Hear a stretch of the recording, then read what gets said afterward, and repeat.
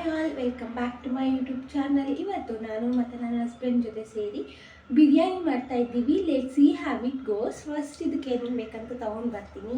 2 minutes. ಇದಕ್ಕೆ ಬೇಕಾಗಿರೋದು 2 ಈರುಳ್ಳಿ, 2 ಟೊಮೊಟೊ, ಸ್ವಲ್ಪ ಹಸಿಮೆಣಸಿನ್ಕಾಯಿ ಮತ್ತು ಕೊತ್ತಂಬರಿ ಸೊಪ್ಪು, ಪುದೀನ, ಶುಂಠಿ ಬೆಳ್ಳುಳ್ಳಿ ಪೇಸ್ಟ್. ಪಟ ಪಟ ಅಂತ ಕಟ್ ಮಾಡ್ಕೊಂಡು ಬೇಗ ಬರ್ತೀನಿ.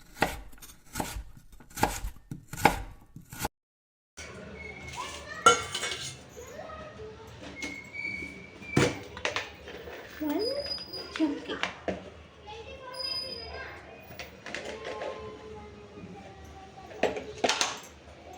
ಒಂದು ಚಕ್ಕೆ,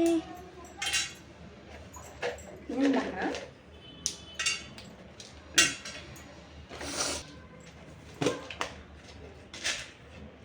ಸ್ವಲ್ಪ ಲವಂಗ,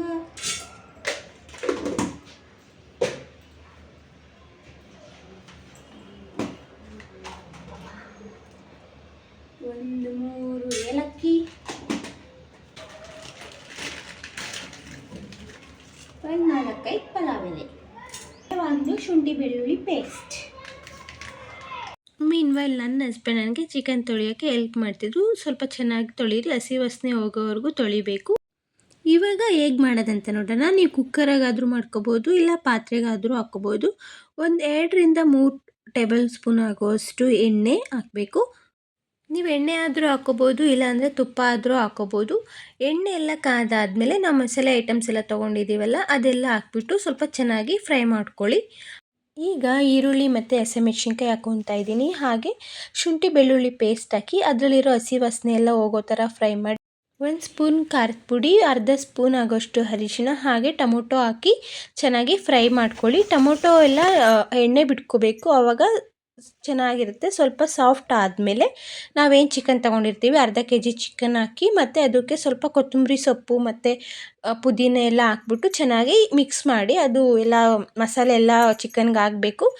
ಚೆನ್ನಾಗಿ ಮಿಕ್ಸ್ ಮಾಡಿ 2 ಸ್ಪೂನ್ ಆಗೋಷ್ಟು ಧನಿಯಾ ಪೌಡರ್ ಹಾಕಬೇಕು. ನಾನಿಲ್ಲಿ 1 ಗ್ಲಾಸ್ ಅಕ್ಕಿ ತೊಗೊಂಡಿದ್ದೆ, ಅದಕ್ಕೋಸ್ಕರ 2 ಗ್ಲಾಸ್ ನೀರು ಹಾಕ್ತಿದ್ದೀನಿ. ಹಾಗೆ 1 ಸ್ಪೂನ್ ಆಗೋಷ್ಟು ಉಪ್ಪು ಹಾಕ್ಬಿಟ್ಟು ಚೆನ್ನಾಗಿ ಕುದಿಸ್ಬೇಕು.